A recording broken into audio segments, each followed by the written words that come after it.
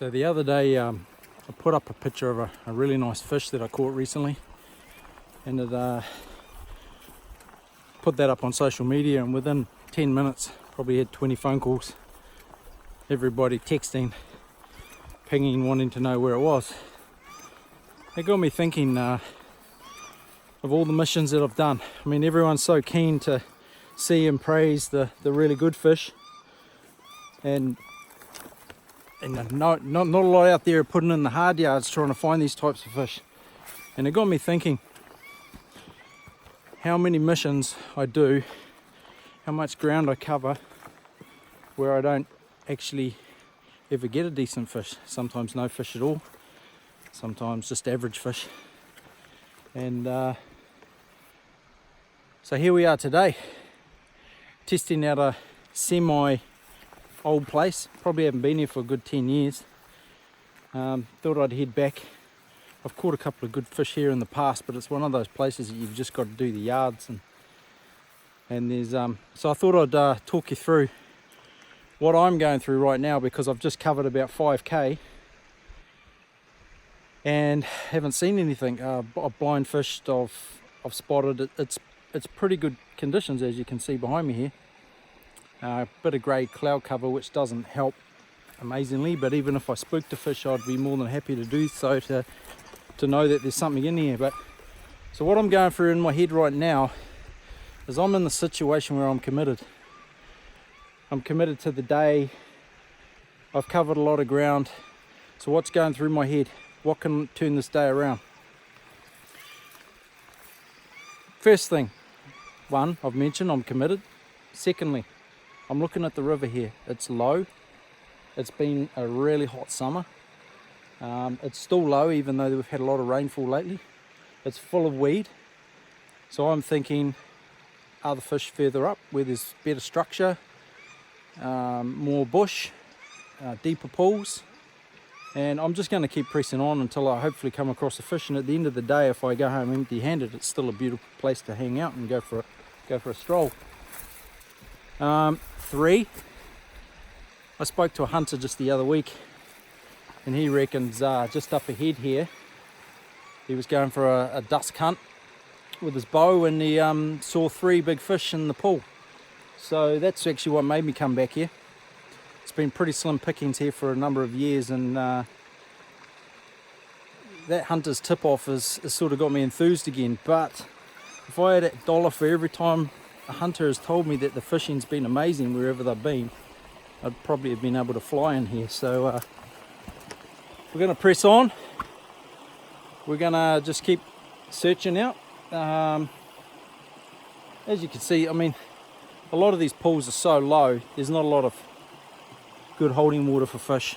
We're running into spawning season. The last rain probably ticked off a few sort of emotions and what do they call, habits and in the genetics of a fish, and they've possibly moved up, started to pair up. So we're just going to go keep searching and hopefully run across one.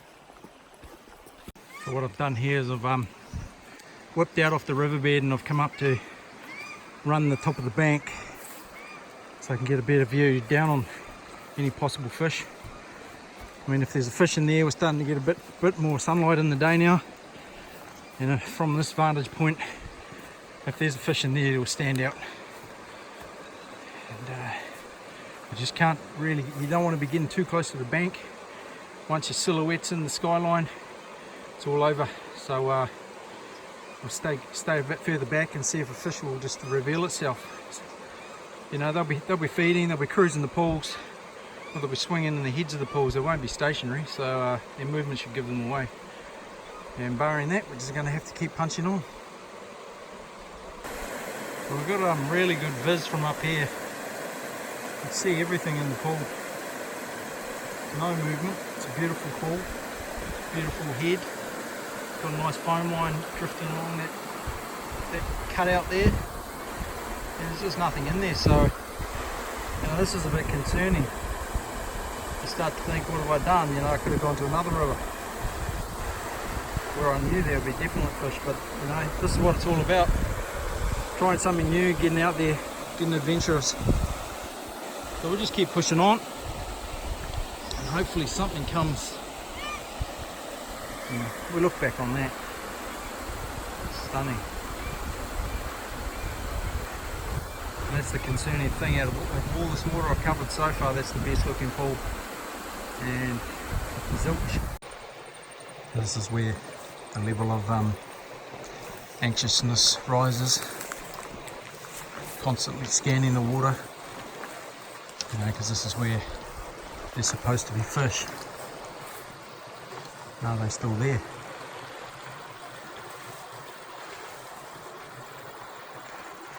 It's a nice pool up there. I bet they'll be in that deeper pool instead of the shallow run beside me here. So as you can see, we've got completely different structure in the riverbed now. We've got a deeper pool here. I can't see anything in it, but I'm going to throw a few deeper bombs through it. You know, it could be sitting hard on the bottom today. It's been a cold morning. See if we can pull something out of here. Okay, we've fished through that really nice water back there. Some beautiful pools. They were the ones that the report came in that there were fish holding in it. They've either moved on. Perhaps they were mullet, perhaps they were eels, perhaps they were shadows, we'll never know. But as you can see, take you on a bit of a journey up through this stream. This beautiful water. And look at that little pocket there.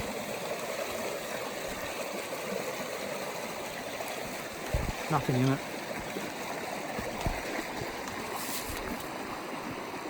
It's times like this, mate.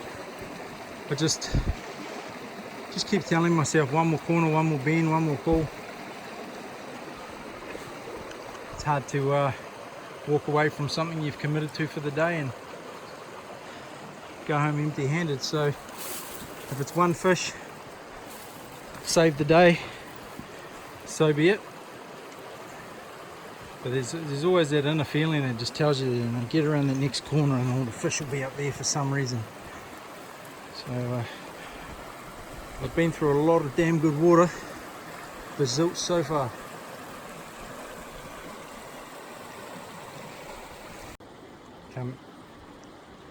Come through all this stunning water. Barren. It's right about now you start to really doubt yourself. Focused for so long. I mean, I've been focused for hours. 6-7k of river. Just laser locked on every rock. Now you start to see things. Start to imagine you're seeing fish, and they're not there. But this is where you just can't let your guard down, because I could come around this next little bend, this little run up ahead here, and there could be a fish sitting there swinging. I'll walk right on top of it. This is also where you got to make sure you're rigged up right, the knots are good, because if you get one shot in that day, you want to make it count. You don't want anything going wrong. Oh well, let's keep going. And just like that, we come onto through this little slab. I spoke before about the papa acting as siding boards for these fish. We've come up to the head of this pool, and there's a fish just, I'll get my finger right, just in here. First fish for the day. Sign of possibly good things to come, and hopefully we can get it on the bank. Now this is the beauty of fly fishing. You've done the hard yards, you've gone all day, you've seen your first fish, your heart's in your mouth, your palms are sweaty. Now you've got to maintain your composure. Put into practice all those years of blood, sweat and tears.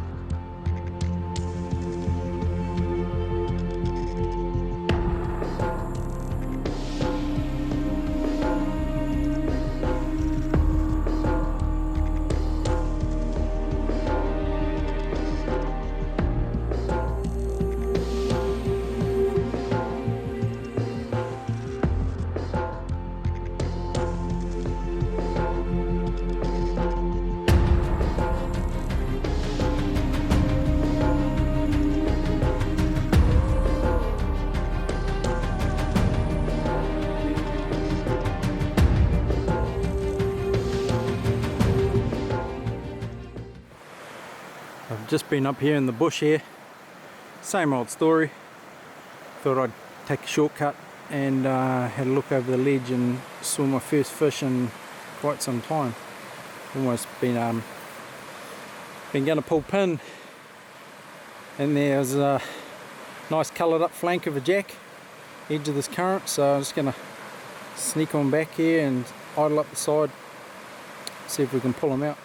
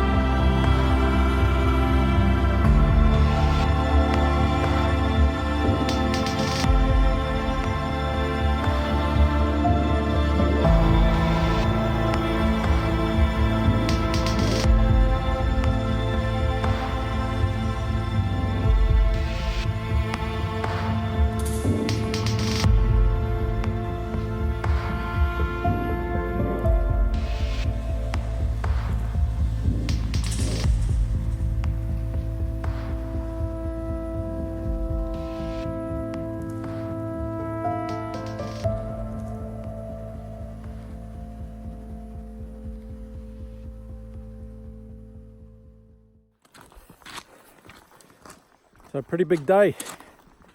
I'm probably about 10k in. It's gonna be a long walk back. But you know, we struggled. But we knew that well, not we, because there's no one else here. But I had a feeling that we might pick up some fish further up. There's some really nice water still to come, but run out of daylight.